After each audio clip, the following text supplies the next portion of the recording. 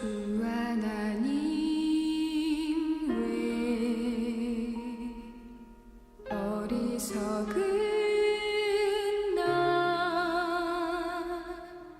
택하셔서 고통과 슬픔 우리 지난주에 하던 데에서 계속 이어가도록 할게요. 유혹의 순간이 어떻게 발생하는지 그 과정을 여러 면에서 살펴볼 필요가 있다. 우리는 죄를 짓기 전에 합리화를 한다.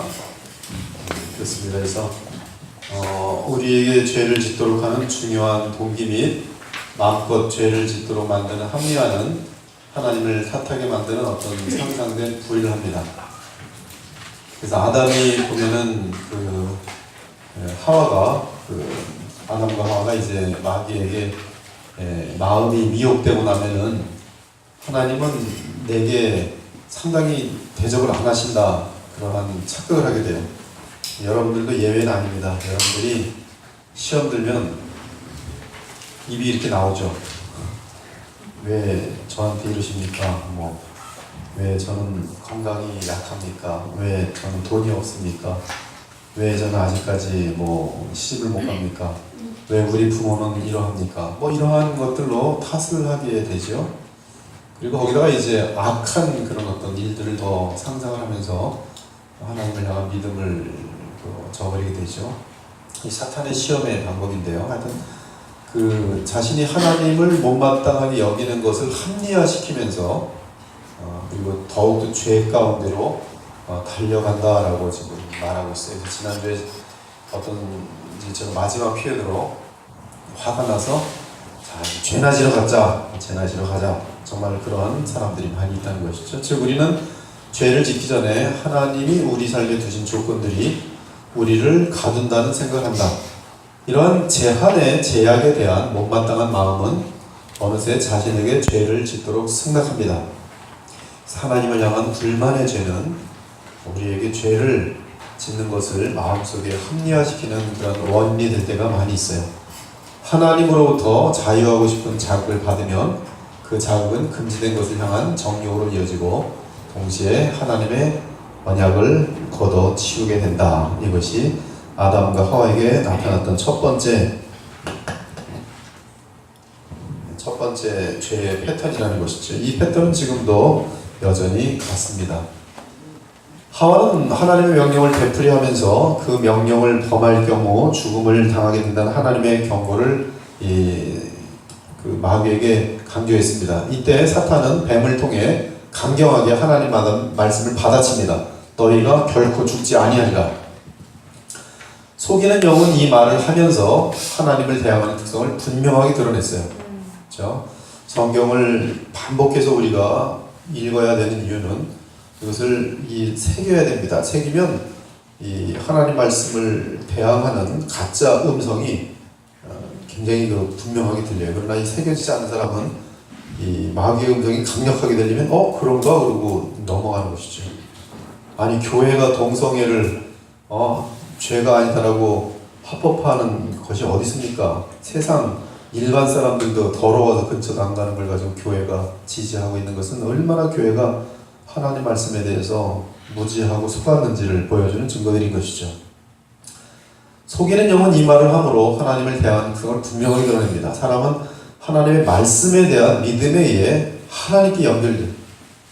제가 지난주에도 여러 가지 과학적인 자료를 대면서 하나님 말씀을 도전하는 이 전화를 받았어요.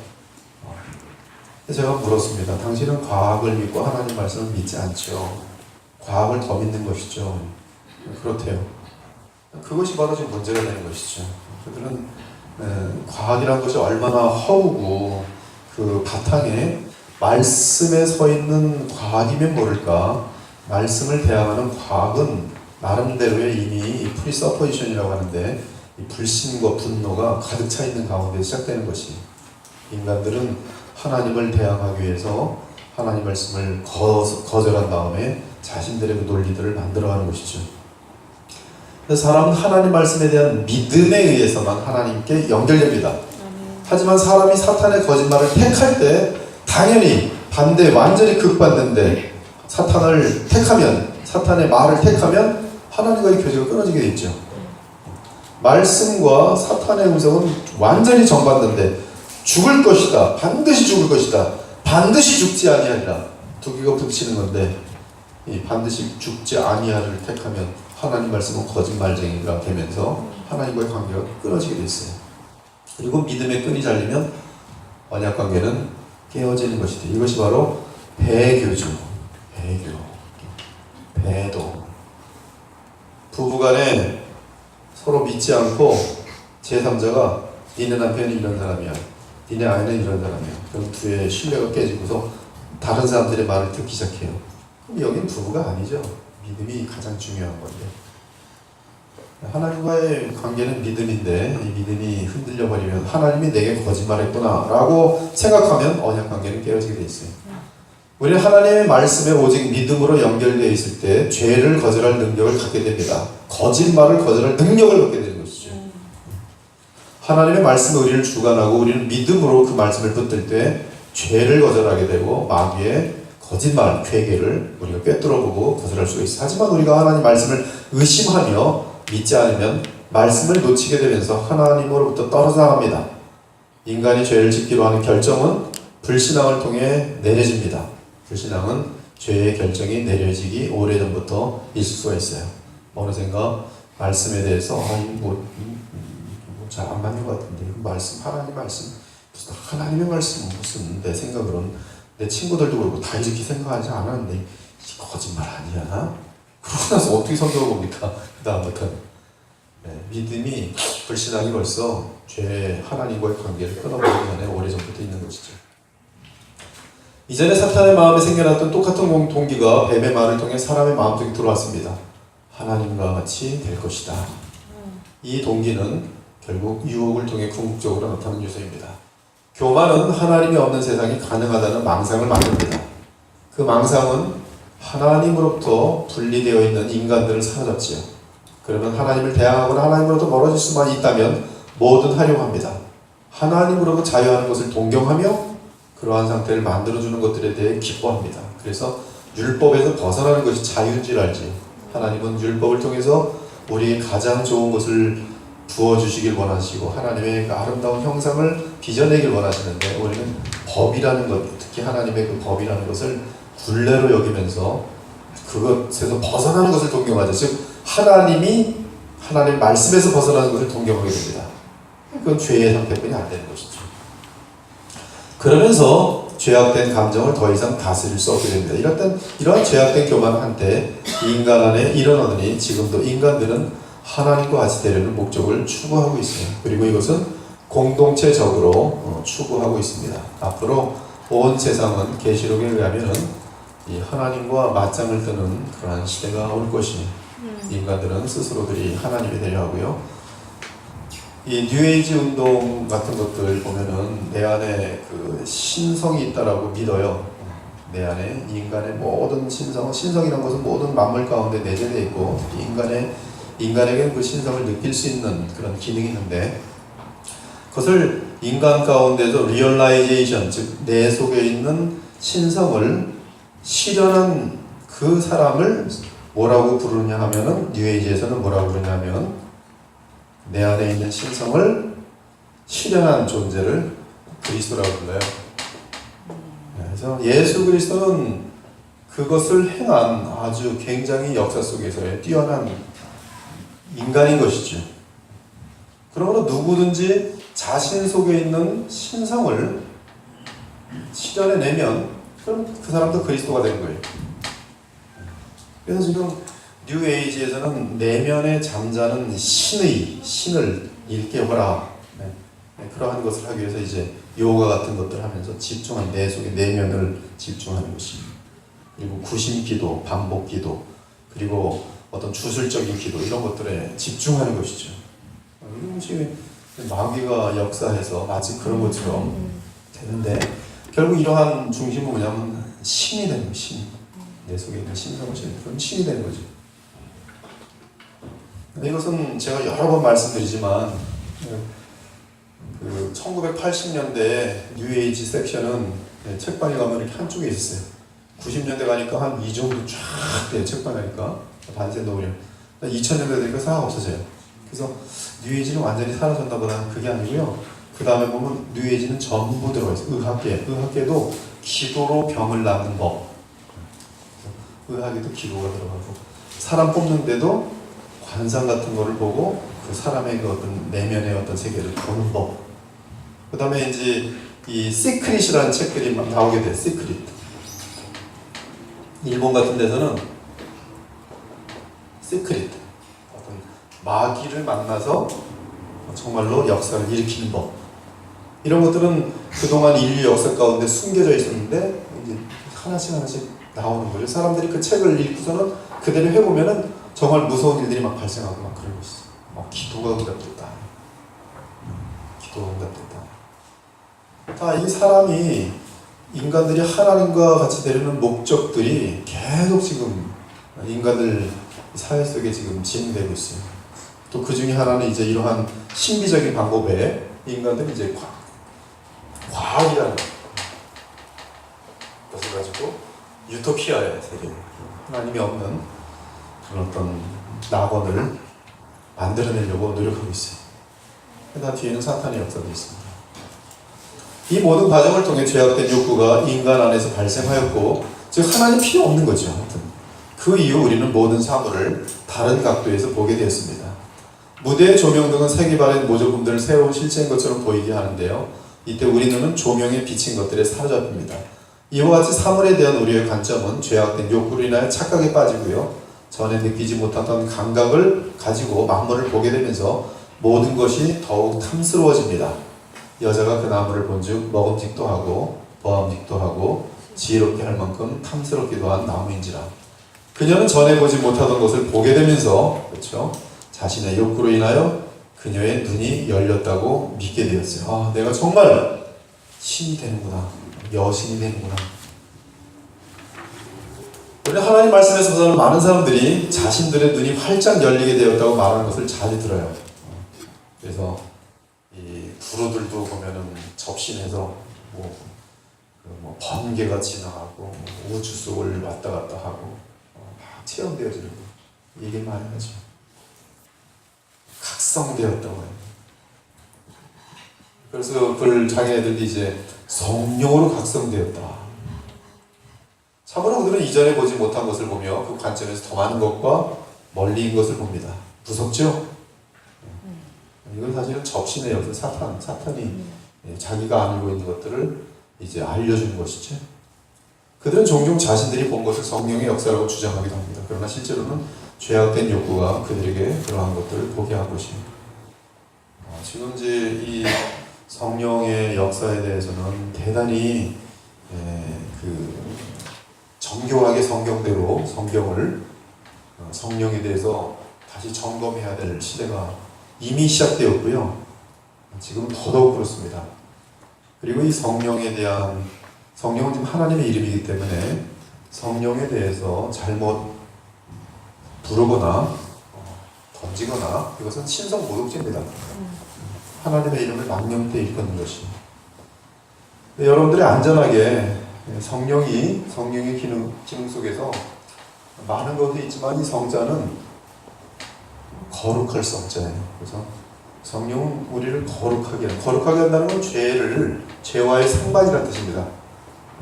거룩은 그 어떤 이원론적인 개념이 아니에요. 죄에서부터 죄스럽지 않은 사람이에요. 죄 있는 사람, 요번에 어금니 아빠? 그건 죄가 있는 사람의 모습이에요. 아름답습니까? 아름답지 않잖아요. 우리가 이 예수 그리스도를 닮아서 흠이 없고 점도 없이 맑고 아름다운 것이, 거룩이라는 것은 아름다운 것입니다.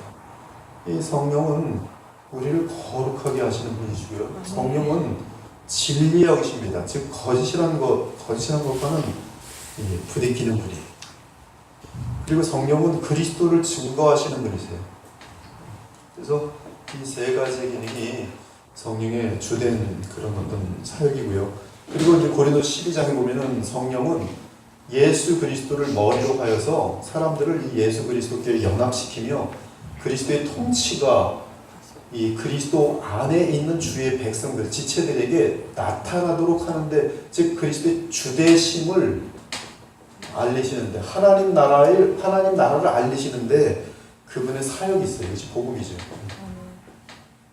그래서 이러한 큰 그림 속에서의 그 성령을 정확히 알고 그런 가운데 성령에 대한 그 역사들을 내가 갖게 될 때 어떤 모습인지를 분간할 수 있어야 되는데, 이러한 하나님 말씀에 근거한 성령에 대한 바른 조회를 갖지 않으면 흔히 그 패턴적인 신비적인 인간이 이해할 수 없는 어떤 일들에 대해서 다 성령으로 치부하는데, 여긴 놀랍게도 마귀가 하는 일들을 가지고 성령으로 치부하는 일들이 비일비재하다는 것이죠. 인간의 이성을 초월하는 어떤 일만 발생하면 다 성령이 있다고 그러시죠. 그럴 수가 없어요.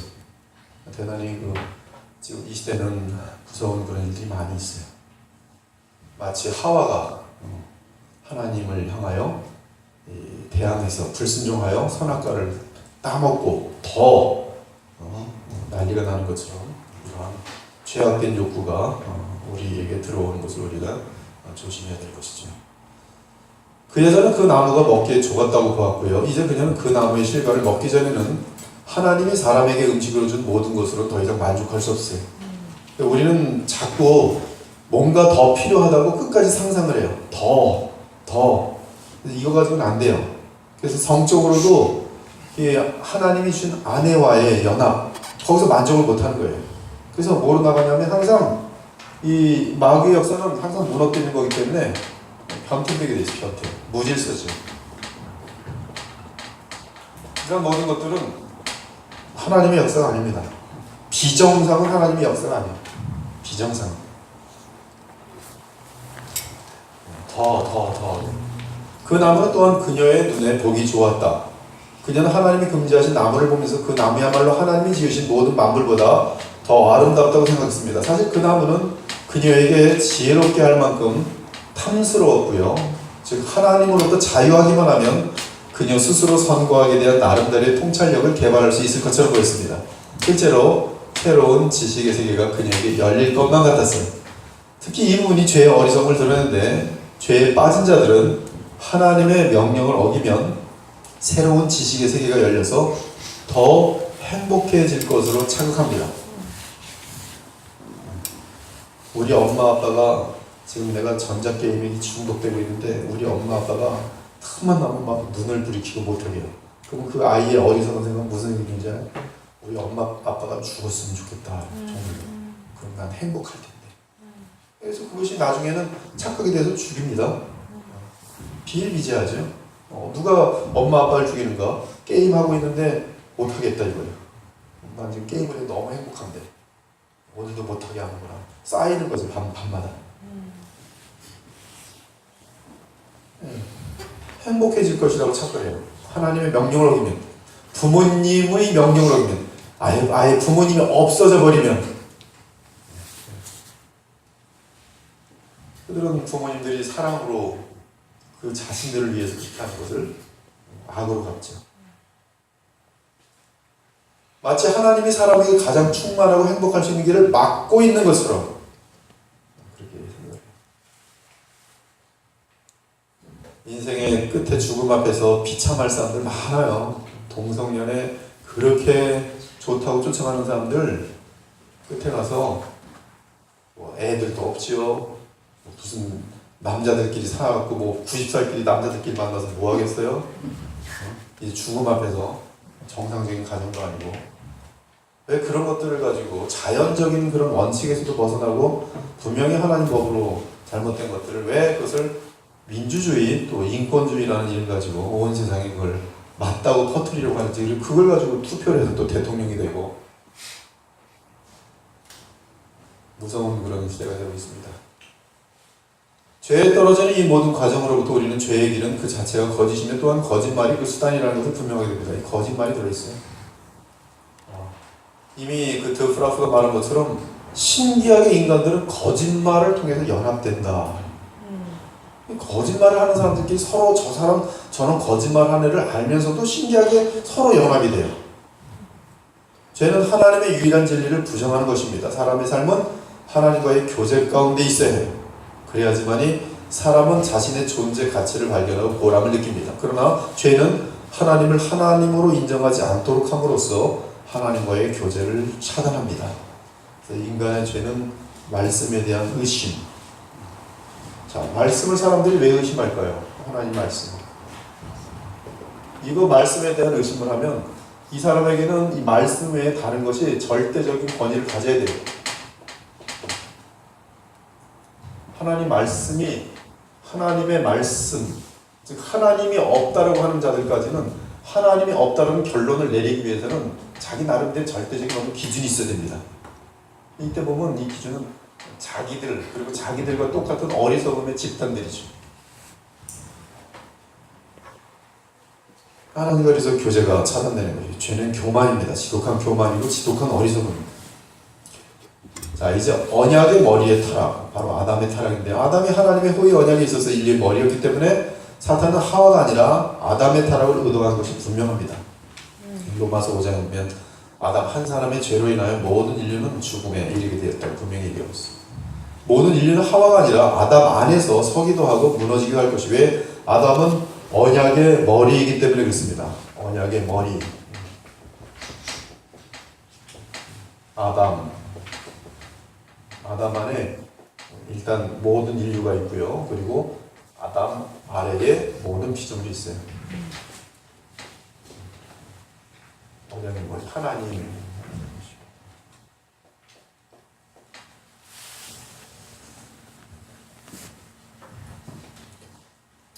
하나님이 아담의 갈비뼈 중에 하나로 하와를 지셨기 때문에 하와 역시 아담에게 속해 있었습니다. 그렇죠? 하와도 아담에게 속해 있어요. 가장 가깝게 측근이죠. 아담에게는 그의 몸덩어리로 만든, 그의 피와 살로 만든 하와가 옆에 있었어요. 하와는 사실 자기 몸이었죠. 피덩이였죠. 하나님께서 갈비뼈를 하나 뽑아서 하와를 만들었어요. 아담이 보니까 뼈 중에 뼈, 살 중에 살이라. 바로 너는 나지요. 너는 나야. 난 똑같아. 근데 남자로부터 나왔으므로 그 이름은 우라는 것은 이제 나오다라는 뜻이겠어요. 남자로부터 나왔다. 우먼. 남자로부터 나온 존재. 네, 하나님께서는 이 하와를 왜 만드셨는가? 아담을 배필하도록, 언약의 머리로서 잘 하도록, 또 하나님이 주신 사명을 잘 감당하도록.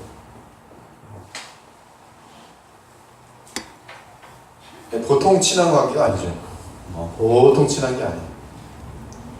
사탄은 하와가 하나님의 명령을 직접 받지 않았기 때문에 하와에게 먼저 관심을 가졌습니다. 더욱이 하와는 아담처럼 언약의 머리로서의 책임을 지고 있지 않았어요. 우린 잠시 하와가 범죄할 때 어떤 체험을 하게 되었는지 생각해 봐야 합니다. 사탄이 그녀의 마음속에 야기시켰던 자유와 더 큰 행복에 대한 기대는 도리어 실망으로 끝났어요. 하와가 선악을 알게 하는 나무의 실과를 딱 먹어봤더니 뭔가 엄청난 큰 변화 있는데 말로 감당할 수 없는 두려움이 막 임하는 거예요. 혼돈이 막 임하는 거예요. 어둠이 막 임하는 거예요. 그래서 이건 아닌데 라고 좌절과 근심 속에 막 빠집니다. 그리고 그 모든 피조물과의 관계가 깨어지는 것을 느끼는 거예요. 그동안 그렇게 이뻐 보였던 사자가 갑자기 두려움으로 다가오고, 그래서 피조물과의 관계가 깨집니다. 하나님과의 관계는 이미 깨졌고요. 하나님을 만나 갈 수가 없는 거예요. 하나님도 부르시질 못해요. 하와에게서. 그녀는 극심한 외로움을 당장 느끼게 됩니다. 그녀는 모든 피조물들이 그녀를 경계하고 주목하고 있다고 느꼈을 것이에요. 죄를 지은 사람의 두려움이죠. 죄 지은 사람들은 가만히 있어도 컴플렉스가 있어요. 저 사람 지금 내가 돈 훔친 걸 아는 거 아니야. 제가 딱 하나 얘기. 제가 설교를 했어요. 사기치지 마십시오 설교했어요. 금요일쯤에 전화 왔어요. 목사님 왜 저를 보고 설교합니까? 누가 제가 돈 떼어 먹었던 누가 이렇습니까? 참 전혀 모르는 사람인데 왜? 이제 하나 걸리는 거야. 사기치고서 설교가 그날 사기치지 마시고 그랬더니 저 목사가 나를 알고 나한테 지금 설교하는구나. 죄진 사람은 항상 그래요. 극심한 외로움을 느끼고 모든 피조물들이 그녀를 경계하며 주목하고 있다고 느낍니다. 외롭고. 이때 그녀의 마음에는 아담이 자기 편에 서기만 하면 다시 자유롭게 될 것이라고 생각했을 것이, 드프라프의 상상력이 뛰어납니다. 따라서 그녀는 아담을 자기 편에 서도록 하기 위해 온갖 노력을 시도하였어요. 이때 시도는 정말 마음에서 나오는 사랑이 아니라 이 남자를 꼬시는 거죠. 자기 목적을 위해서.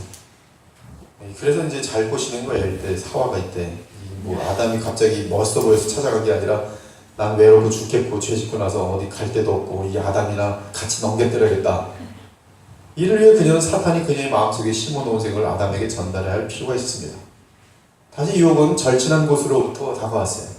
뱀이 말을 통해 모든 낮은 등급의 피조물이 사람 안에서 자유롭게 되기를 원하는 것처럼 하와에게 거짓을 말한 것처럼 하와 또한 아담에게 하나님의 명령으로부터 자유롭게 되라고 유혹했어요. 여보가 아니겠죠. 결혼했으면 여보 맞으려나? 여보, 내가 먹어봤는데 되게 맛도 좋고 기분도 좋고 눈이 확 열리고 하나님처럼 되는 것 같아. 남편 아담에게 당신도 먹어볼래? 이제 아담에게 있어서 이 문제는 하나님이 주신 여자와 하나님 사이의 선택을 해야 하는 관건이 되어버렸어요. 얼마나 많은 남자들이 하나님이 결혼하게 해주십시오 그리고 막 기도했더니 하나님께서 여자를 주셨어요. 이 여자가 믿음이 있긴 한데 불신앙도 세요. 그래서 여자가 불신앙으로 얘기하면 이 남자는 믿음이 좀 있어서 하나님이 이걸 원하는지 아는데도 여자가 그 사랑스러운 여자가 그렇게 하지 말고 이렇게 해. 그리고 거기 흔들려고 해요. 하나님도 이해하게 계시지 왜 이런 여자를 줬어? 항상 그런 거예요. 그리고 이제 같이 넘어가요.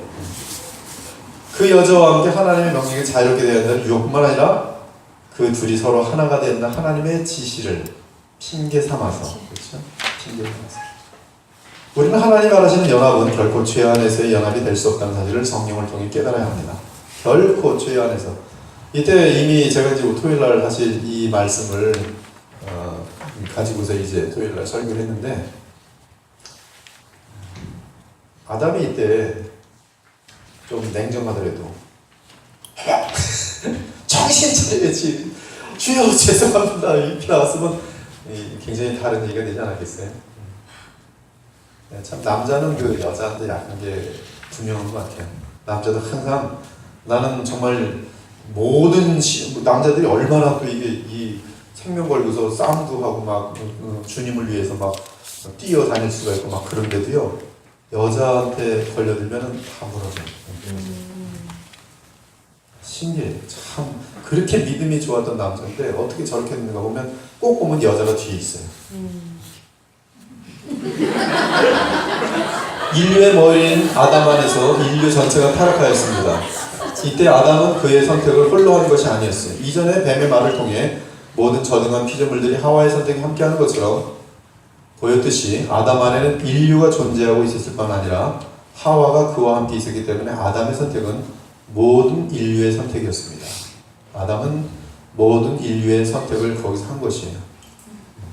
이것은 그 아담 안에서 나온 하와, 이것은 하나님 보실 때 하나입니다. 그리고 여기서부터 다 나온 모든 후손들은 하나님 보실 때는 유기체라 그러는데요. 하나예요. 한 유기체. 그래서 사람들은 그러죠. 왜 아담이 지은 죄를 왜 내가 책임져야 됩니까? 그것이 하나님과 인류 사이의 언약이라는 사실입니다. 하나님은 그렇게 하시기로 하신 것이. 그러므로 우리는 예수 그리스도 안에서 로마서 5장에 보면 예수님 때문에 우리 또한 하나님께로 돌아갈 수가 있는 것이죠. 예수님 안에서 성령 안에서 유기체가 되기 때문입니다.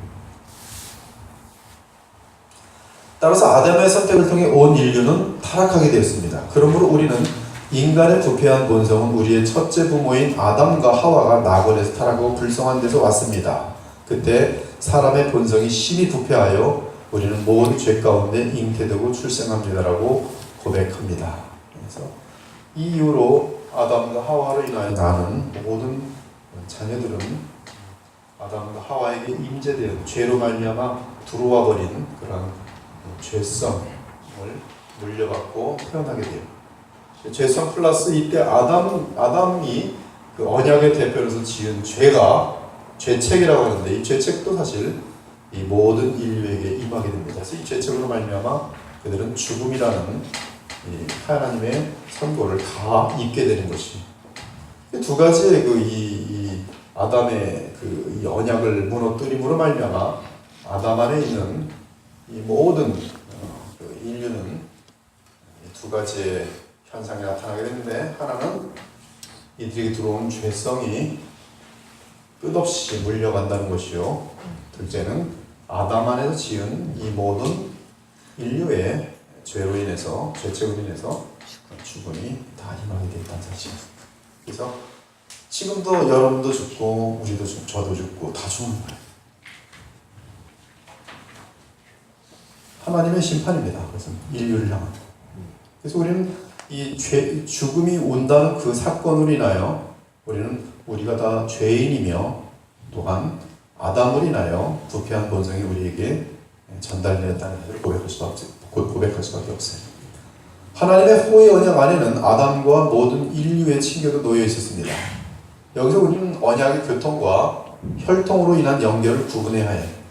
하나님이 가족을 지으시고 가족이란 기반 위에 언약의 친교를 세우셨다고 하는 것은 맞지가 않고요. 거꾸로 언약이 있고 그리고 이 가족을 따로 만드시는 거예요. 즉 가족, 즉 혈통으로 인한 연합과 언약의 교제 사이에는 차이가 있기 때문입니다. 하나님이 지으신 모든 피조물의 최고의 목적은 하나님과 사람 사이의 언약의 교제 또는 교통을 위해 있기 때문에 언약적 관계가 사람 사이의 상호관계를 결정하는 것이 맞아요.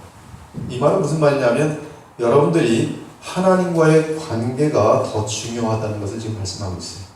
그리고 그 하나님과의 관계 속에서 가족이라는 것도 바로 이 하나님과의 관계로 연결되어질 때 진정한 그러한 관계가 형성되는 것입니다. 그러나 언약적 친교가 현실에서 구현되려면 혈통 관계가 필요합니다. 특히 언약적인 교제는 가족 관계를 통해 구현되도록 되어 있었어요. 즉 하나님의 언약은 이 인류의 이제 가족을 통해서 태어나는 그러한 인류의 번성하는 것이죠. 번성하는 이 가족 관계를 통해서 번성하게 되어 있고, 그러나 하나님은 이 모든 인류와 언약 관계를 맺도록 되어 있는 것이죠. 아담이 언약의 머리였다는 사실은 그의 공식적인 지위를 뜻합니다. 도시를 대표하는 시장은 그가 공식적으로 행사하는 모든 일에 있어서 그 도시의 시민들을 대표합니다. 마찬가지로 아담은 그의 결정과 행동에 있어서 인류를 대표하고 있었어요. 그러므로 아담의 지위는 그의 개인적인 특이성 때문에 주어진 것이 아니라 인류를 대표하도록 하나님이 허락하신 것이에요. 공동체라는 것이죠. 교리론 답은 인간의 부패한 본성은 우리의 첫째 부모인 아담과 하와가 낙원에서 타락하고 불순종한 데서 왔습니다라고 고백함으로써 아담의 행위는 인류를 대표하는 결정적인 행위였음을 시인합니다. 사실 이 말은 아담을 유혹한 하와를 기억나게 하는데요. 하와는 언약 안에서 아담에게 속해 있었고, 또한 하와는 아담에게서 지어짐으로 같은 핏줄로 결합되어 있었어요. 그녀는 먼저 죄를 지음으로써 언약적으로 그녀의 머리인 아담으로부터 분리되었지요. 그러나 여전히 같은 핏줄이었습니다. 같은 핏줄이지만 불신앙을 먼저 가져버린 것이죠. 그 아담은 그녀의 행위를 가려주기 위해 하나님과의 언약적 교제를 무너뜨리고 핏줄의 결합을 택함으로써 스스로 죄를 지었어요. 하나님께서 자녀를 주셨어요. 하나님이 주신 선물입니다. 내 아이가 병이 들었어요. 그랬더니 이 부모가 아이를 향한 사랑이 너무 큰지라 누구를 향한 사랑보다? 하나님을 향한 사랑보다. 갑자기 애가 병들어서 죽어가니까 하나님을 어떻게 해요? 저주해요. 그것이 욥기의 내용 아니겠어요? 마귀가 다 망하게 해보시오. 욥은 하나님을 저주할 것이죠. 즉 혈연 관계를 택함으로 아담처럼 죄를 짓는 것이죠. 그러나 언약적 관계를 먼저 붙든다면 아이가 혹시 병이 들어서 죽어갈지라도 이 아이가 믿음을 갖고 하나님께로 돌아갈 수 있도록 더욱더 격려하고, 그렇죠? 또 하나님 나라 가서 만날 것을 기약하고, 호흡이 맞으는 그 순간까지 혹시 하나님이 기적을 베푸셔서 낫게 하시기를 바라보면서 하나님을 바라보겠죠. 하나님과의 언약적 관계를 끊지 않죠. 그러나 아담은 그렇죠? 하나님과의 관계를 끊어버리고 하와를 택해버렸어요. 아담과 하와에게 있어서 언약적 신교는 가족이라는 배경을 통해 현실로 구현되도록 되어 있습니다. 하나님의 계시는 언약적 교통이 혈통적 관계를 인도하여야 한다고 말해요. 즉 여러분 다른 말로 하면 뭐예요? 믿음이 더 중요한 것이죠. 되게 쉬운 말로 하면 하나님과의 관계가 우리 자녀들을 그쪽으로 인도해야지 얘들 때문에 또는 부모 때문에 남편 때문에 아내 때문에 하나님을 끊어져 버리면 그는 하나님이 주신 선물을 우상으로 삼은 거예요. 제가 미국에서 정말 청년부 회장까지 하고 믿음이 얼마나 좋은지 몰라요. 근데 이제 한국으로 그 친구가 공부를 다 마치고 돌아오게 됐어요. 돌아오는데 결혼할 나이가 되더라고요. 그래서 결혼을 한국에 오자마자 뭐 박사학위도 있고 뭐 좋은 직장 딱딱 보니까 여자를 하나 딱 결혼하더라고요. 근데 이 여자가 결혼한 사람이 누구겠어요? 어렸을 적에 뭐 교회는 다닌다고 신앙 있는 것처럼 보더니 사실은 거듭나지 않은 사람이었어요. 놀라운 것은 제가 그 이후에 한국 들어와서 만나봤어요. 교회 다니니? 교회 안 다녀요. 왜 안 다녀요? 우리 아내가 안 다녀요. 아내가 안 다니면 넌 다녀야지. 아유 저 혼자 살려니까 도대체가 불편하고 힘들고 또 자꾸 투닥거리고 싸워서 안 가요. 순식간에 믿음. 그렇게 믿음이 좋았던 사람이에요. 이상하잖아요.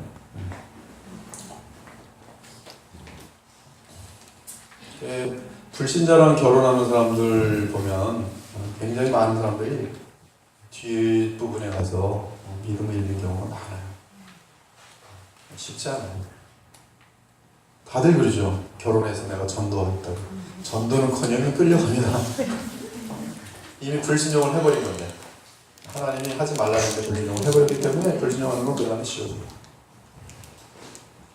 원죄입니다. 원죄, 오리지널 신인데요.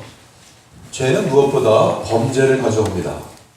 하나님은 자신을 신원하시고 주의 율법은 모든 위반된 것을 찾아내기 때문에 범죄는 드러나게 되어 있습니다.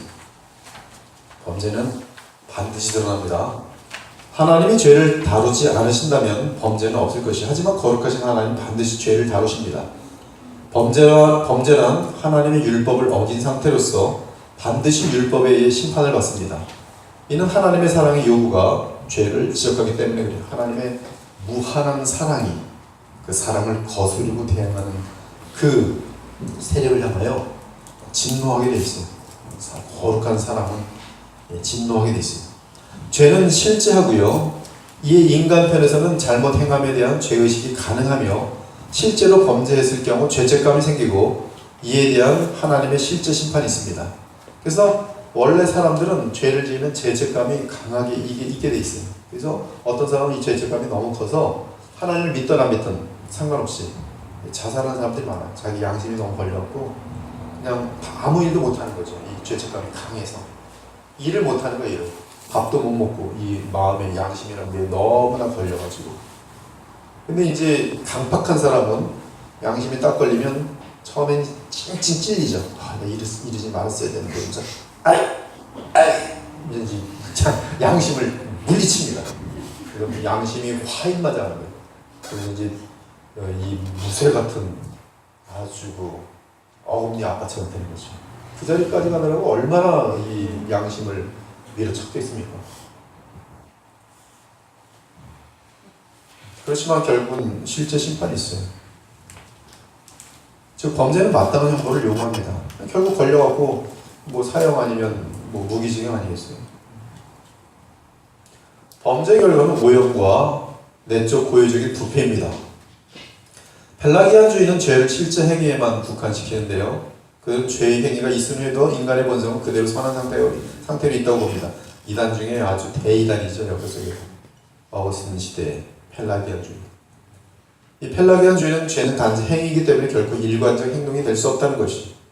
그런 부분들은 인간의 죄성과 부패를 인정하지 않습니다. 하지만 인간은 죄 가운데서 하나님으로부터 떠나 그릇된 길을 택하였습니다. 이에 하나님의 사랑의 심판은 그 결정을 범죄로 선포하면서 인간이 그릇된 자리에 계속 머물도록 정죄하십니다. 하나님을 떠나시면 하나님이 내버려 두시면 그 사람은 그 죄로 인하여 계속적으로 그 길로 더 많이 가게 돼 있어요. 그래서 저번에 제가 말씀드렸지만 여러분 죄가 무서운 게요.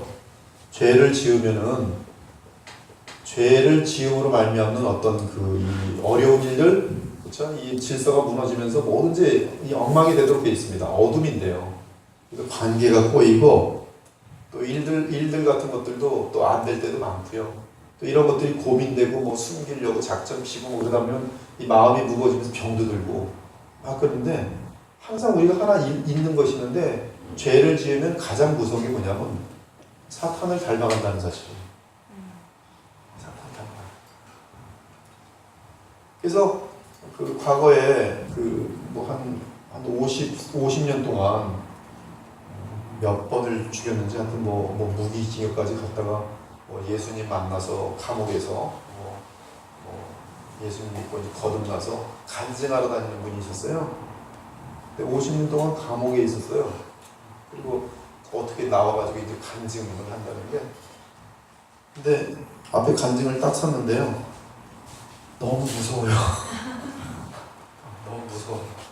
아무리 세 사람이 되었어도 그동안에 너무나 죄를 지으면서 닦아진 분위기. 이 개 잡는 사람이 보면은 개들이 개 잡는 사람 보면요 큰 개든 작은 개든 도망간답니다. 개를 하도 많이 죽여서 개를 보면은 그들에게는 이게 어떤 그 뭐가 있나 봐요. 근데 개들이 그걸 느끼고 도망가요. 근데 여기 이런 것들도 마찬가지. 정말 어린아이처럼 그런 분위기로 가려면 뭐가 걸리겠어요? 시간이 걸리겠죠. 엄청난 많은 성령의 충만함으로 계속적으로 말씀 가운데 회개하면서 자신의 그 철없던 인생, 무지했던 인생에 대해 철저하게 회개하면 모르죠. 상당히 빠른 시간 내에 해맑음. 그러나 이 사탄을 닮은 그 기간만큼의 회복 기간이 걸린다는 거예요.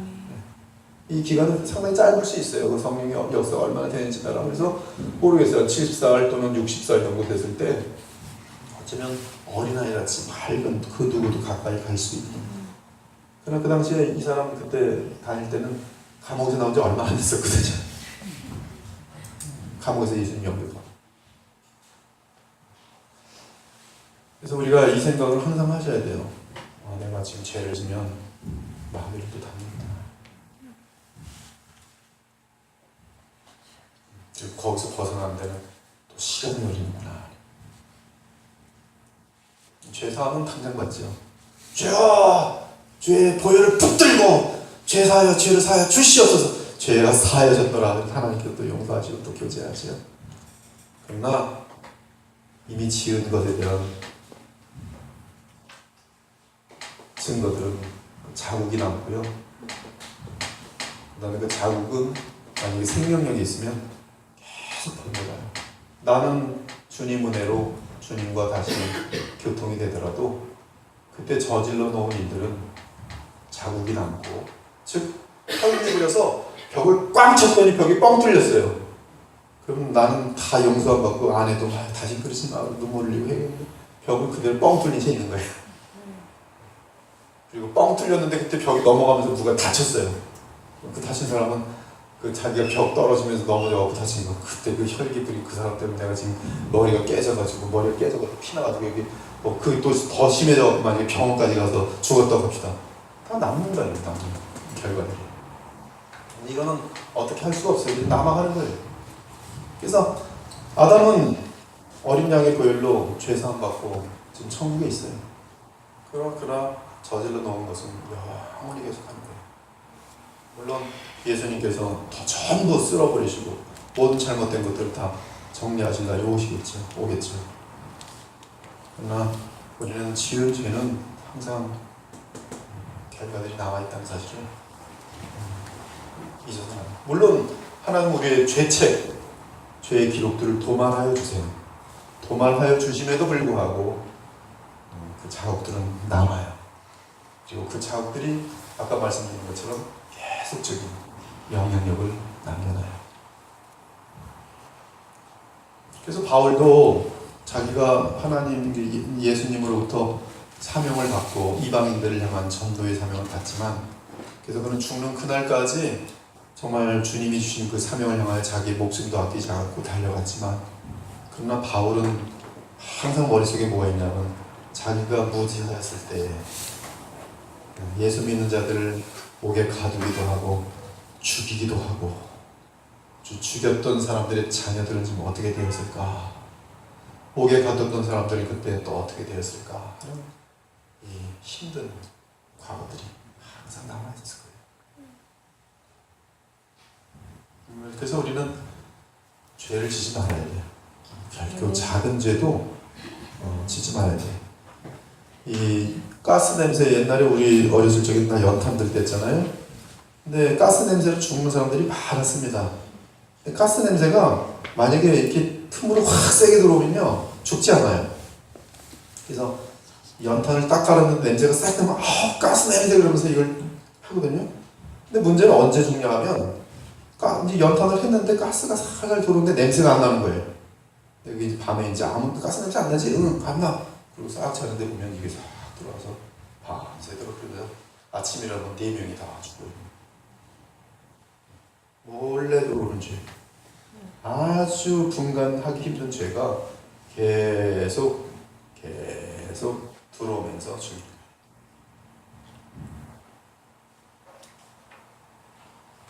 그래서 우리는 그 첫 번째 죄를 짓지 말아야 되고요.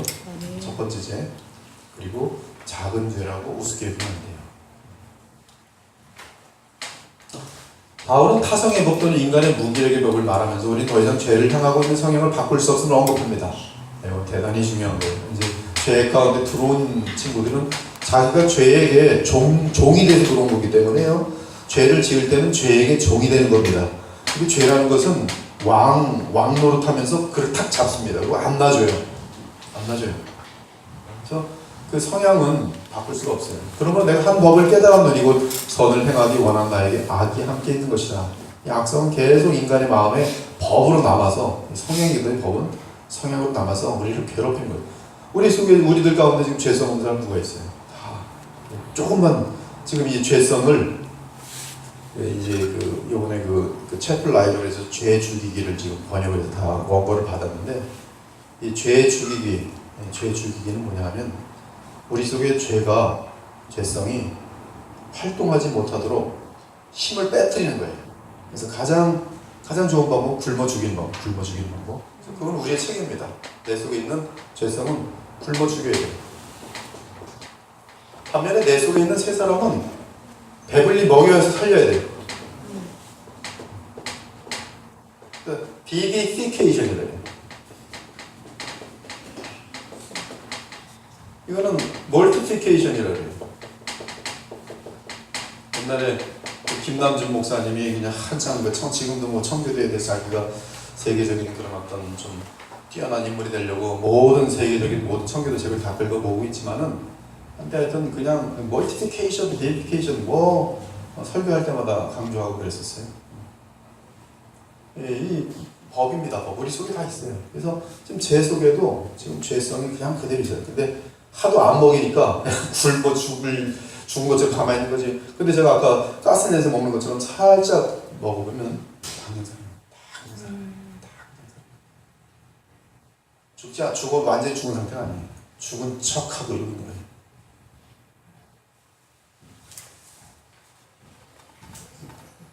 법입니다. 법. 죄의 법. 성향.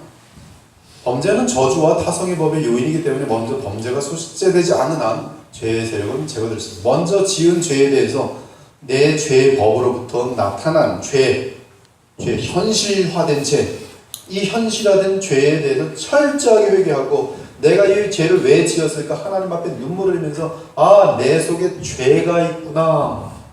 오호라 그러면 이 죄에 대해서 나는 어찌하랴. 이 죄가 곧 나 자신인데 그리고 답을 얻는 게 어디로 가냐 하면 결국 내 스스로는 해결이 안 돼. 이거 나기 때문에 내가 죽는 것밖에는 죄가 안 짓는 건데 내가 스스로 자살할 수 없잖아요. 그러니까 또 다른 죄가 되니까. 사실은 재미난 얘기인데 자살하는 사람 중에는 정말 죄가 너무나 자꾸 반복되니까 아예 그냥 더 이상 죄를 짓고 싶지 않아서 그냥 나를 죽여버립니다. 그래야 그것만이 죄를 짓지 않는 길이라고 스스로가 확신하게 되는 것이죠. 비참한 거죠. 비참한 거예요. 양심의 가치가 계속적으로 쌓이는 가운데 죄 문제가 해결이 안 되니까 그냥 자살해 버린 것이에요. 자유를 얻으려고. 이거는 지금 복음을 아무리 죄 사함 받았는데 노래를 백날 해도 그렇죠? 자기는 알아요. 죄 사함 받은 건 같기도 하고 분명히 받았을 텐데 믿습니다. 근데 오늘도 이 모양이구나. 내일도 이 모양이구나. 아, 이분 그냥 이러다 죽나 보다. 아, 믿음이라는 것은 그냥 죽고 나서나 내가 마음껏 죄를 져도 그냥 용서함 받는 것이 믿음인가 보나. 이러다 보면 이제 구원파로 가는 것이죠. 이러한 죄에 대해서 이기는 법은 바로 생명의 성령의 법입니다. 생명의 성령의 법은 누구로부터 나오냐면 그리스도로부터 나와요.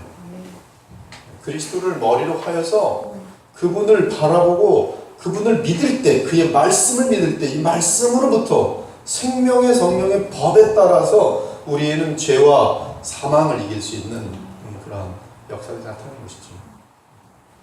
그래서 이 잠언에서도 보면은 제가 이번 주에 이제 음료가 또 나오더라고요. 뭐 하여튼 또 음료에 대해서 별로 설교하신 분 별로 없는데 어떡하겠어요. 잠언 계속 거기 썩게 갈 수도 없고.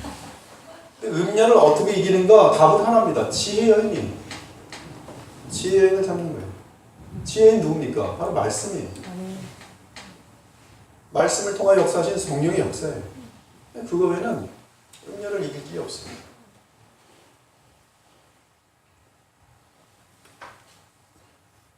세상의 모든 거짓들과 더러움들, 불신함들 이길 수 없어요.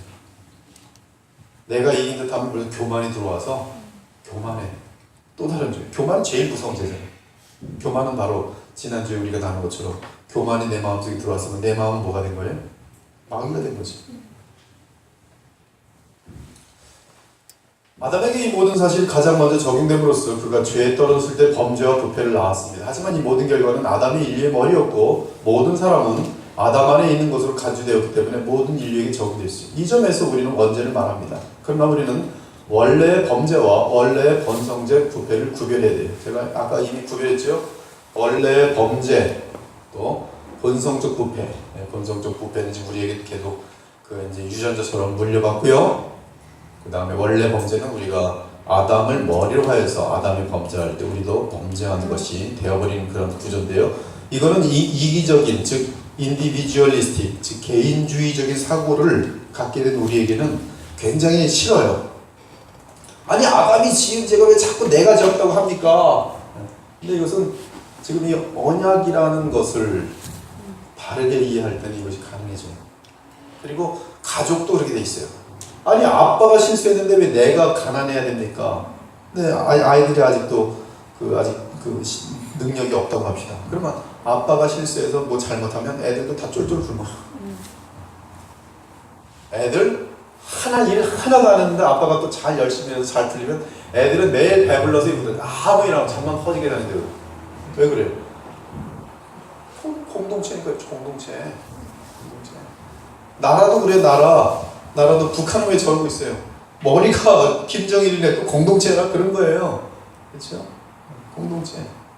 교회도 마찬가지예요. 교회도 공동체예요. 작게는. 그래서 우리는 이러한 공동체, 어떤 공동체에 소속되는지는 이런 지금 이 원칙에서도 대단히 중요한 그런 의미가 되는 것이죠. 보통 교리적으로 원죄를 의미할 때 원래 본성적 부패 또는 유전된 부패로만 이해하는 경향이 있는데 여기까지는 대부분의 사람들은 다 인정을 해요. 그렇지. 죄성이 다 물려간 거지. DNA처럼 내려가는 거지. 하지만 죄성만을 원죄라고 할 때 우리는 자신의 범죄에 대해 변명할 수 있고 나아가 하나님을 탓할 수 있게 됩니다.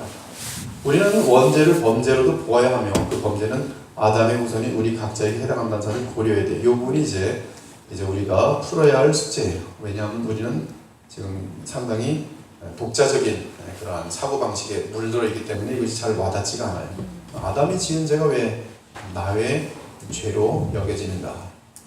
여기서 우리는 개인주의에서 벗어날 필요를 느낍니다. 우리는 개인주의에 물들어 있기 때문에 우리 각자가 공동체적인 범죄에 연루된 사실을 이해하지 못합니다. 또한 우리 스스로 개인주의에서 벗어나는 것이 불가능합니다. 죄로 타락한 결과 중에 인류가 서로 나누어지고 갈갈이 찢겨진 점이 있어요. 언약의 공동체적인 특성은 인류에게 내려지는 공통적인 저주에서도 나타납니다. 그래서 인류는 똑같이 저주를 받았는데 그 저주로 인하여 우리는 죽음이란 것이 왔고 또한 우리 영적으로 하나가 되지 못해. 따라서 우리는 서로 각각 격리된 삶을 삽니다. 이 화란 개혁주의의 이 특징이 하나 있어요. 그 영미 개혁주의하고 영미 개혁주의는 이제 영국 또 미국 이제 이렇게 중심으로 한 그러한 그 개혁주의로 이제 한국으로 이제 한국에서 이제 영미 개혁주의 영향도 있고 화란 개혁주의 영향도 있어요. 화란은 이제 네덜란드 쪽에서의 나름대로 그 유럽 쪽에서 독자적으로 또한 이 영국 이전에 이미 그 발전된 그런 칼빈주의를 만드는 개혁주의라고 하겠어요. 근데 이 화란 개혁주의에서 제가 볼 때는 그 영미 개혁주의의 장점이 있고 약점이 있고 또 화란 개혁주의의 장점이 있고 약점이 있는데 이 화란 개혁주의의 장점은 뭐냐 하면은 이 공동체에 대한 개념이 굉장히 강해요. 교회 공동체. 그래서 예배에 대한 관심도가 대단히 깊어요. 반면에 영미개혁주의는 나 개인의 어떠한 그리스도를 닮아감. 그렇죠? 그런 것들이 상당히 나 개인의 회개. 그 나에 대한 책임감 이런 것들이 상당히 강해요. 여기는 공동체에 대한 책임감 같은 게 강해요. 그래서 그런 것들이 나중에 이제 공동체가 또 너무나 강조되다 보니까 뭐 복잡한 예배 의식들을 만들고 막 이런 그러한 이제 그 약점도 있지만 하여튼 이러한 그 차이점들이 있다는 것을 여러분들이 좀 기억하시고요. 근데 여기 보면 이제 여기도 벌써 이 드프라프 같은 경우는 지금 화란 개혁주의의 마지막 그런 그 살아남은 마지막 그 주자로 보일 수 있고 이분이 그 세상을 떤 다음에 보면 화란이 신속하게 교회가 없어지고 지금은 뭐 그냥 교회들마다 다 술집으로 다 그랬다 그래요. 제 아들이 화란에서 음악을 공부한 적이 있었는데 한 1년, 2년 있었나 1년 있었나 하여튼 있었는데요. 어느 날 연락이 와서 아빠 여기 다 교회 자리인데 다 술집이야. 술집 옆에 보면 또 다 창녀촌이야. 건물은 다 교회 건물들인데 얼마나 많이 부패한다. 얼마나 많이 힘을 잃었는지 모르겠어요. 지금 유럽에서는 사실 이 복음적인 교회를 찾는 것은 그리 쉽지 않아요.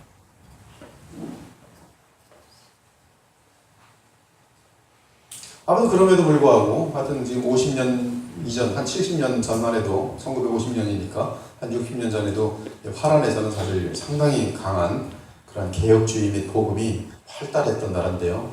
하여튼 그때도 열심히 가르친 것은 이러한 개인주의에서 벗어난 것, 즉 개인주의는 죄로 인한 하나의 가장 특징적인 그래서 서로 함께하지 못하면 가장 큰 이 죄성으로 보는 경향이 이제 화란 개혁주의에서는 상당히 강합니다.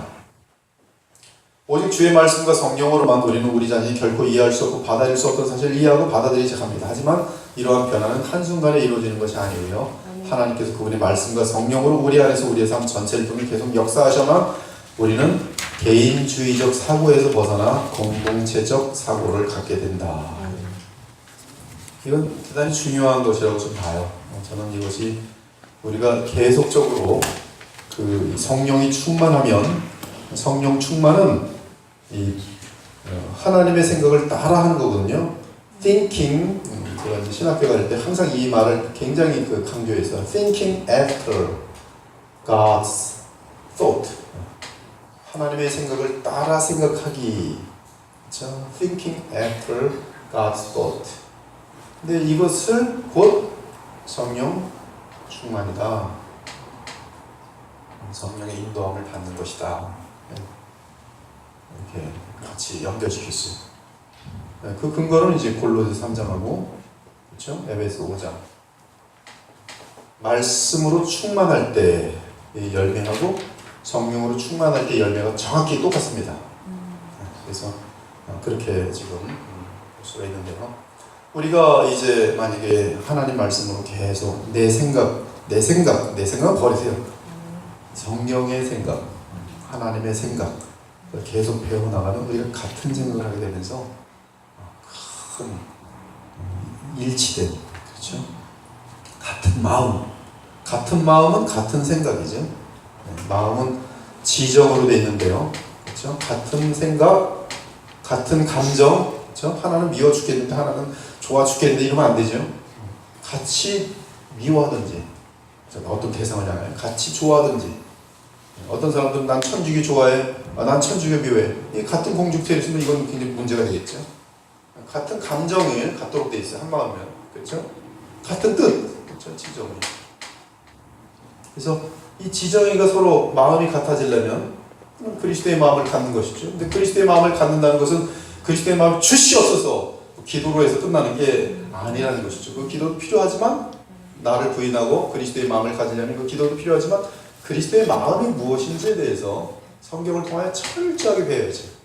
그래서 어떠한 사건들에 대해서는 그리스도는 이렇게 생각하시고 이러한 감정을 가지시고 이러한 뜻을 가지시고, 그걸 알아야지만이 우리는 거기에 따라서 같이 할 수가 있죠. 그래서 하나님의 말씀을 바르게 아는 것은 대단히 중요한 것이죠. 지식과 감정과 뜻을 결정하는 데 있어요. 그래서 우리는 이 하나님의 계시 성경은 영원토록 우리 신자들에게는 가장 소중한 것입니다. 그래서 우리는 개인주의적 사고에서 벗어나 공동체적 사고를 갖게 됩니다.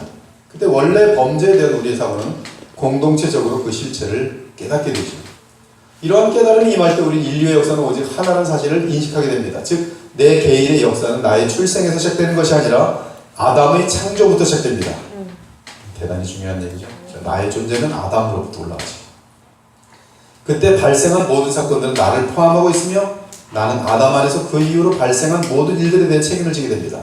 지금도 여러분이 어떠한 행동을 하느냐에 따라서 여러분 후대에 오는 사람, 다음 세대의 사람들에게 좋은 영향을 남길 것인지 나쁜 영향을 남길 것인지가 결정되겠죠. 오늘 수진자매님이 기도한 것처럼 우리의 자녀들에게 기도를 하고 있으면 우리 자녀들이 어떻게 하면 정말 하나님 앞에 좋은 영향을 끼칠 수 있을까? 얼마나 깨면서 노력하고 있어요. 어떤 영향을 미칠 건지 지금 우리에게 지금 많이 달려있죠. 그리고 우리가 잘못하면 우리 자녀들은 다 비참하게 되는 거예요. 사사기를 보면 그 다음 세대가 하나님을 알지 못하였더라. 이 여호수아의 때까지의 장로들은, 그리고 여호수아와 함께 있었던 장로들은 그때까지는 다 하나님을 알았지만 이 여호수아와 함께 했던 장로들이 이 세상을 떠나고 났더니 그 다음 세대는 여호와 하나님을 알지 못했더라. 뭐가 없어진 거예요? 하나님의 말씀을 끊어진 거죠. 끊어진 거예요. 이런 책임들이 지금 항상 계속 연결되는 거죠. 다 같은 그 연합체 속에 있기 때문에. 그래서 나는 아담 안에서 그 이후로 발생한 모든 일들에 대해 책임을 지게 됩니다. 이 세상의 모든 죄와 비참이 내게 와닿으며 나의 범죄를 선포합니다. 따라서 나의 어리석은 개인주의적 고립은 산산조각이 나고 나는 더 이상 나의 교만한 경리를 유지할 수 없게 됩니다. 이제는 이 세상의 모든 죄악이 나의 책임으로 느껴지면서 양심의 가책을 느끼게 돼요. 다니엘의 기도를 보면, 다니엘 9장 보면 다니엘 개인의 죄가 아니에요. 또 예레미야의 기도를 보면, 예레미야 그 눈물을 보면 예레미야의 자기 개인의 죄가 아니에요. 그러나 이 공동체의 죄를 자기의 죄로 안고 눈물을 흘리면서 기도를 해요. 제가 만약에 이 교회를 향한 사랑이 깊어지고 또 이 공동체 의식을 가지면 이 교회 내에서 누가 잘못하고 있으면 제가 이 단에 나와서 눈물을 흘리며 기도할까요? 안 할까요? 기도해야 돼요. 가족으로 들어갑시다. 가족이 있어요. 가족이 셋이, 자녀가 셋이 있다고 합시다. 자녀 중에 하나가 아주 그냥 세상을 다니면서 그냥 불신앙뿐만 아니라 집을 어지럽게 만들고 고통을 주고 어디 가서 정말 이 가정의 품위와 명예를 다 땅바닥에 떨어뜨리고, 그러면 그 엄마 아빠가 너는 너고 나는 나다 그럴 수 있겠어요? 아니죠. 뭐 때문에? 가족이기 때문에 어떻게 해요? 같이 아파하고 돌아오길 바라고 난리가 나죠. 네. 이게 바로 공동체다. 공동연합체. 지금 그 얘기를 하는 거예요. 그것이 작게만 있는 것이 아니라 그것이 인류 전체에게 다 연결되어 있다는 것이죠. 그래서 우리가 우리 가족 가운데 내 아들이 지금 잘못하고 있으면 그래, 너는 너고 나는 나다. 그렇게 하면 뭐 기도할 필요도 없고 무관심하죠. 그러나 연합, 그 공동체라는 게 인식되고 내 핏줄이라는 게 인식되면은 눈물을 흘리면서 기도하게 되죠. 근데 그 바운더리를 조금 넓히면 교회를 향해서 그렇게 되겠죠. 그 바운더리를 조금 더 넓히면 이 사회를 향해서도 그러겠죠. 그 바운더리를 좀 더 넓히면 점점 깊어지면 바로 예수님처럼 이 인류를 향하여 눈물을 흘릴 수 있겠죠. 우리 개인주의적인 그런 생각에서 좀 벗어날 수 있어야 되는데 이게 쉽지가 않아요. 저도 마찬가지입니다. 그래서 우리가 개인주의적으로 될수록 히스기야 왕처럼 내 때는 바벨론에 멸망하지 않고 내 자녀 때 멸망한다더라. 아이 다행이다. 히스기야 그랬잖아요. 15년 연장시켜줬더니 내 때는 포로가 되는 게 아니라 내 자녀 때다. 그때 가서 애들 고생한다 말다. 여러분의 마음속에 나 때야 전쟁한다면 다행이다. 다음 자녀들 세대는 그 걔네들 문제지 내가 알 게 뭐야. 얼마나 이기적인 마음.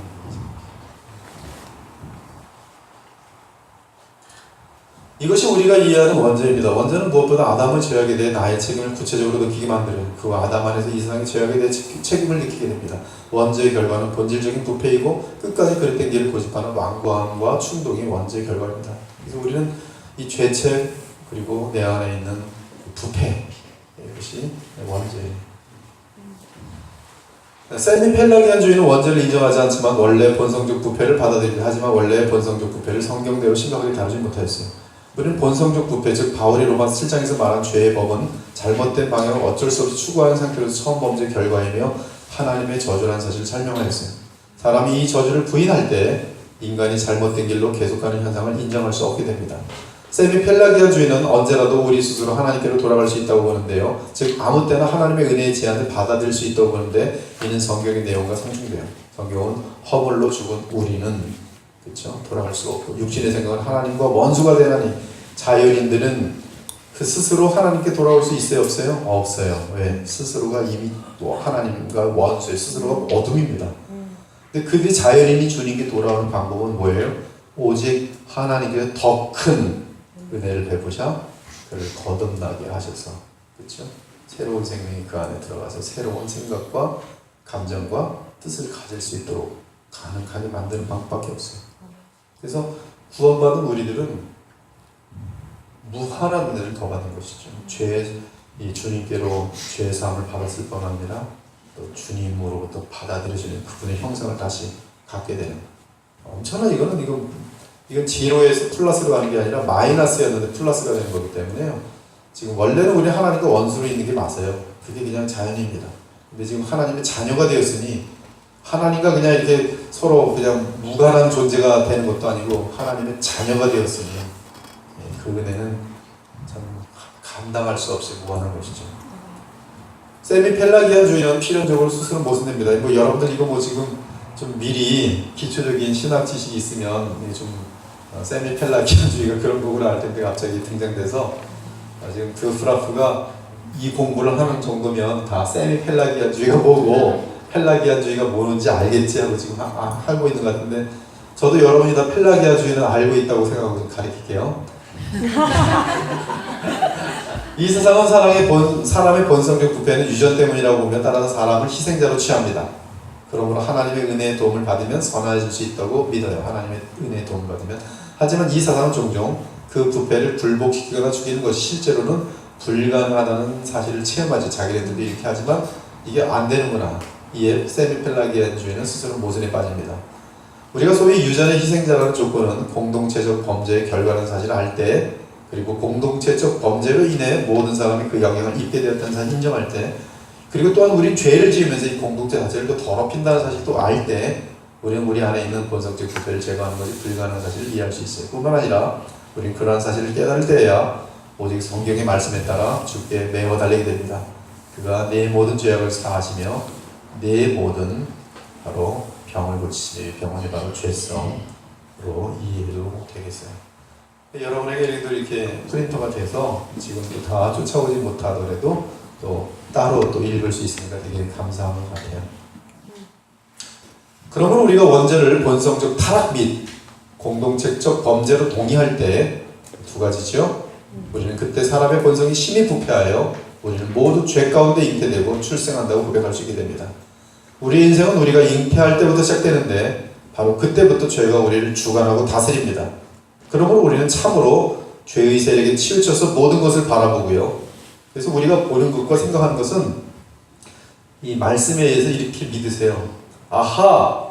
나는 죄로 뭉쳐있는 존재이기 때문에 내 생각과 내 뜻과 내 감정은 틀릴 가능성이 너무너무 많구나를 빨리 깨달으셔야 돼요.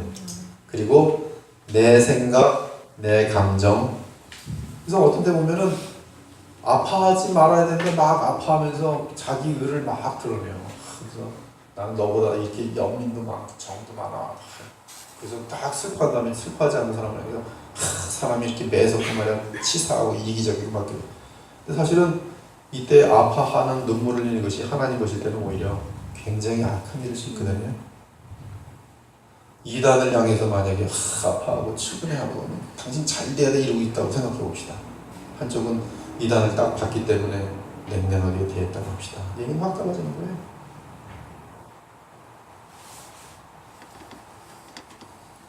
더욱이 우리는 그리스도 밖에 있는 자들을 언제나 추상적으로 보는 경향이 있어요. 그리스도 밖에 있는 자들을 추상적으로 보는 것은 잠시라도 하나님의 기쁨이 될 수 없습니다. 그들에게는 오직 하나님의 진노 외에는 다른 것이 남아있지 않아요. 우리 또 이런 생각 사실 잘 안 같죠. 성경은 그들은 진노의 자녀라고 선포하고 있어요. 지금 예수 그리스도 밖에 있는 자들 향해서는 어둠이요 공중 권세 잡은 자에게 조종당하는 자들이 분명히 이렇게 알고 있는데 우리 이 말씀을 잠깐 잊어버리면 이 사람들이 밥 사줬거든요. 밥 한 끼 얻어먹고 하나님이 좀 이상해요. 이 사람 이게 착한데 이 사람 뭐 지옥 갈지도 모른다고 그래요. 말도 벌써 바꿨죠. 지옥 간다고 하진 못하고 지옥 갈지도 모른다고 그래요. 이렇게 착한데 밤에 생각합니다. 하나님이 없는 거 아니에요. 성경이 거짓말 같아. 이 사람 한 번 봐도 너무 착해. 나 밥 사줬거든. 내 진심 다 알고. 성경에서의 선포를 나의 개인적인 감정과 주관과 생각 때문에 이쪽으로 기울어지면서 저걸 하나님 쪽으로. 아까 아담하고 다를 바가 없지. 이렇게 이쁜 하와인데 하나님 왜 주셨어요? 왜 하와를 왜 줬어요? 하와가 지금 나보고 같이 먹자는데 하나님 책임이 먹을래요? 네, 성경대로 자꾸 인식을 바꿔야 됩니다. 이렇게 바꾼다고 해서 그들을 미워하라고 또 돼 있지 않아요. 이 상태를 인식하고 그러므로 우리는 이들을 향하여 어떻게 하도록 성경도 요청하냐면 그들에게 그러므로 위하여 기도하라. 하나님 모든 사람이 구원받기를 원하신다. 하나님이 그들을 위하여 기도하는 걸 원하시는구나. 기도하지 않은 자들은 하나님의 본질상 진노의 자녀로서 아무것도 알지 못하고 멸망할 수밖에 없겠구나. 눈물을 흘리면서 불쌍히 기도하는 거죠. 그리고 선으로 악을 이기라. 저들이 그렇게 착한 줄 알았는데 어느 날 보니까 정말 못된 게 드러나는 거예요. 딱 이해가기가 딱 타이니까 본성이 드러났는데 이 사람 이런 사람이었네 깜짝 놀랍니다. 그래서 피해를 입게 돼요. 교회 다니는 사람들이 지금 보니까 훨씬 낫네. 그때는 이제 교회 다니는 사람들이 저 모양이야. 딱 한번 당해보면 교회 다니는 사람들이 훨씬 낫네. 이때는 또 성경 뭐라 그래요? 선으로 악을 이기라. 선으로 이겨야지 그때 가서 크리스찬으로서. 이 뜻은 인간은 본질상 더 이상 하나님의 자녀가 아니며 그분의 사랑의 자녀가 아니란 뜻이에요. 그렇죠? 하나님의 자녀됨은 하나님께서 사람을 그분의 자녀로 양자삼으로 인한 결과입니다. 성령을 통해서. 사람이 하나님의 형상으로 지음을 받은 사실도 이와 관련되지요. 하지만 사람이 인간편에서 하나님과의 관계를 파기하였을 때 하나님은 사람을 범죄자로 선포하였고 하나님의 저주가 사람에게 임하였어요. 사람을 자녀로 삼았던 아버지로서의 하나님의 관계를 깨졌고에 따라서 인간은 더 이상 하나님의 자녀가 아닙니다. 오직 하나님의 은혜에 의해 하나님의 자녀로 양자가 될 때에야 다시 하나님의 자녀 신분이 회복돼요. 따라서 지금 세상 사람들은 하나님의 자녀가 아니에요. 오직 예수님 안에서 양자된 자들만이 하나님의 자녀입니다. 자녀 신분을 잃은 것은 하나님의 형상을 잃은 것과 연관되죠. 왜? 교통이 끊어졌다는 뜻이죠. 인간이 하나님의 형상을 잃었다는 것은 본질적 부분에만 국한돼요. 즉 교통할 수 없게 돼버린 거예요. 사람은 여전히 하나님의 형상의 기능은 그냥 갖고 있어요. 즉 나름대로 죄로 인한 죄의 영향이 커서 죄의 결정들을 내리지만 그래도 자발적인 자유적인 결정이에요. 누가 강요하지 않아요. 그렇죠? 자발적인 결정들을 내려요. 내 인생에 대해서. 하지만 그 기능들은 불구가되었죠. 그는 여전히 스스로의 책임하에 결정하는 피조물이지만 하나님을 향하는 성향을 잃어버렸어요. 그래서 하나님의 율법은 10계명인데 사람들은 이 반 정도 하나님을 향한 계명들을 어기면서도 하나의 양심의 가치를 느끼지 못해요. 하나님을 영화롭게 해야 되는데 영화롭게 하지 않으면서도 조금도 양심의 가치가 없어요. 그러나 이 부분은 인간들 사회 속에서의 죄악이 인류가 유지될 수 있도록 하나님의 은혜가 남아져 있기 때문에 그리스도 통해서 그래서 서로 무슨 살인죄 지면은 가만두지 못하고 그렇죠.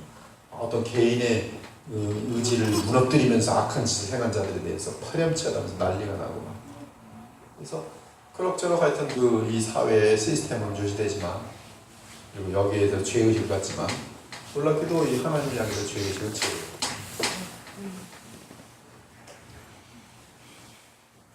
그래서 하나님을 향하는 성향을 잃어버렸어요. 즉 하나님과의 전혀 교제가 없는 것이죠. 무관심한 거죠. 감사치도 아니하고 관심도 없어요. 하나님에 대해서 관심도 없어요.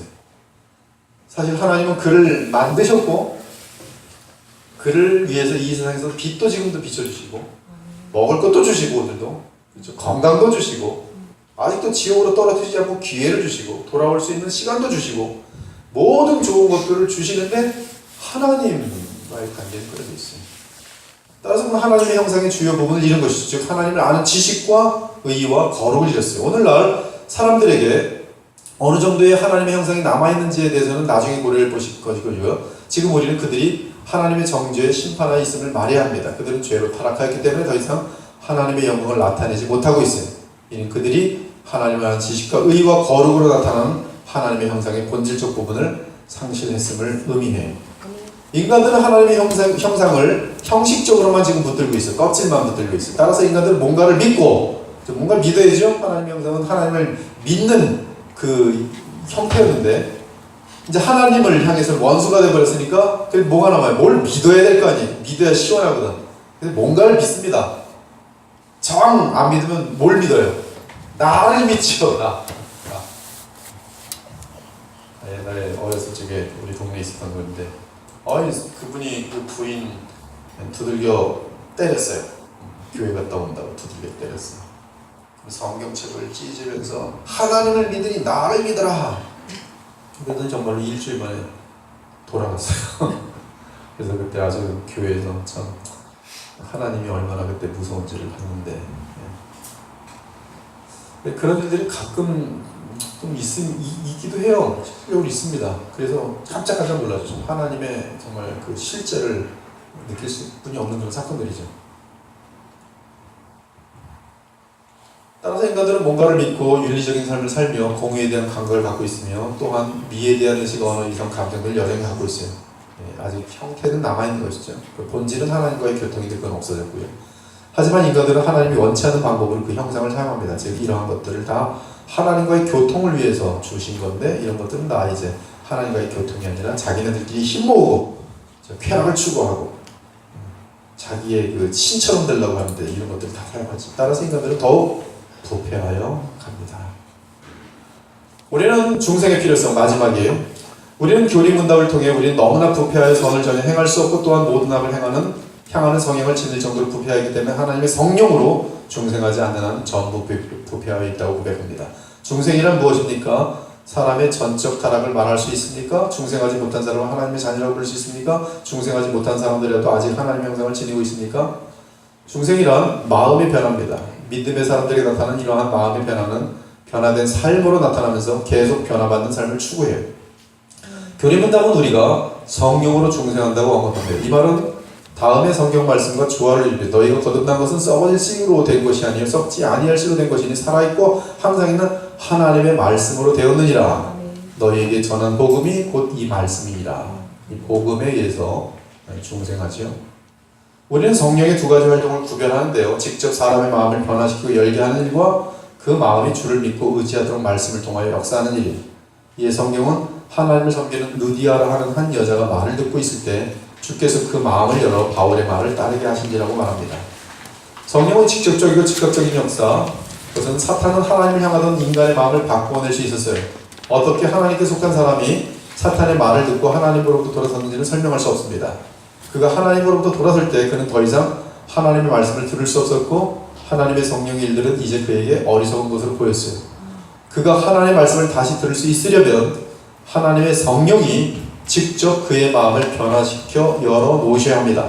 성령의 이러한 직접적인 역사에 의해 우리는 참으로 다시 하나님을 향하게 될 것이며 동시에 하나님의 말씀을 믿는 믿음 가운데 우리의 사정을 하나님께 의탁하게 될 것이고 우리가 하나님의 말씀을 믿게 되는 것도 하나님의 말씀에 의한 거듭남의 사건 즉 중생 안에 포함되는 것이니 여러분들이 지금도 이 말씀을 같이 듣는 것은 이미 중생되어서 하나님 말씀 속에 들어왔기 때문에 이 말씀들이 서로 나누어질 수가 있는 것이 하나님의 전적인 완전한 은혜죠. 여러분이 지금 구원받은 것은 하나님께서 그분의 성령으로 사람 안에서 이와 같이 역사하는 것은 하나님이 그리스도 안에서 그 사람을 보시고 그의 자법죄 및 원죄를 사하여 주시고 다시 자녀로 삼으셨기 때문입니다.